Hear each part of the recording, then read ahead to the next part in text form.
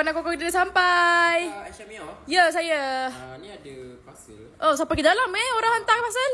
Okey, terima kasih. Sawana Koko. Sedap ke? Sedap. Kita order satu kotak ni Tak kali baju ni. untuk Boleh bantu. Allah, berat juga kotak ni sebab banyak weh kita order. Sawana Koko. Ada 20 sachet dalam ni. Bentuk sachet ni korang boleh bawa pergi travel. Bentuk serbuk ni 1 kilo lah. So korang boleh letak dalam balang. Minum kat rumah senang lah. Satu untuk mak saya, beli satu untuk saya. Adik-adik saya suka. Bukan ada Koko je. Sawana dia ada teh kelulu juga. Siapa yang suka kopi tu? Sawana Coffee. Korang dah boleh tukar dah. Kopi lain. Korang support local. Hazelnut pun ada. Ini macam sedap kan? Nak bantu untuk orang delivery tadi tu. So, kita ambil satu. Dalam ni ada makanan sunnah. Ada kurma, ada bali, ada madu. And dia guna gula nano. Gula ni memang kalori rendah. Koko dia koko alkali. Dalam ni macam ni lah. Kita letak air panas. Tak payah tambah gula. Tak payah tambah susu ke apa. Semua tak payah. Bang, dah siap dah bang? Nah, minum.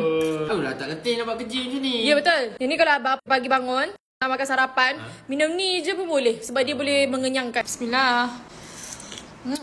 Dah cukup manis dah. Tak payah tambah apa-apa pun.